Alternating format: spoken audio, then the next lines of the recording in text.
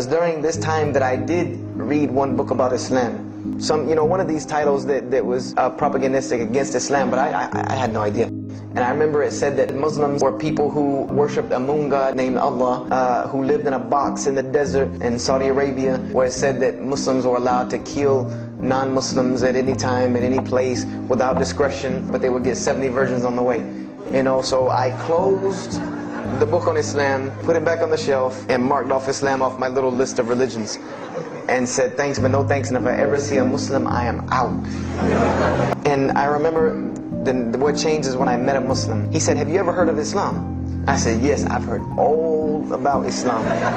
Okay, so what do you think of it? I said, what do you mean what I think of it? That's probably the worst religion I've ever seen on the face of the planet. He's like, why? And he's like, but I'm a Muslim. I was like, man, stop playing.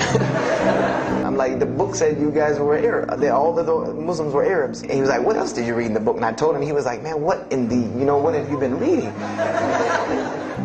He's like, you need to go to the mosque for Jummah. He's like, he told me, he said, I'm not a good Muslim, but I can guide you to some people that can tell you the real truth about Islam. And he said, you need to go to the mosque for Jummah. And I said, what's Jummah? He said, it's just like church with no chairs. And I said, where's the mosque? He said, it's on Wade-Hampton Boulevard. I said, where on Wade-Hampton Boulevard? I lived on Wade-Hampton Boulevard. I lived right off of Wade-Hampton Boulevard.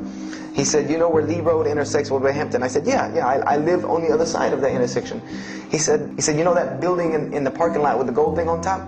I said, the gym? And he was like, no, that's the mosque. At first I was shocked, like I've been living across the street from all these crazy Muslims all my life.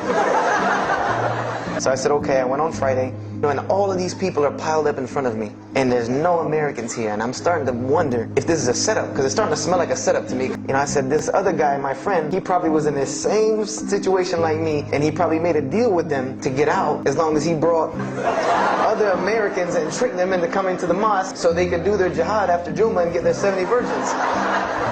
And then the Imam came, and then he got up after the adhan, and he started his khutbah. Inna alhamdulillah nahmaruhu wa I said, oh my. I said, I bet you he's talking about me.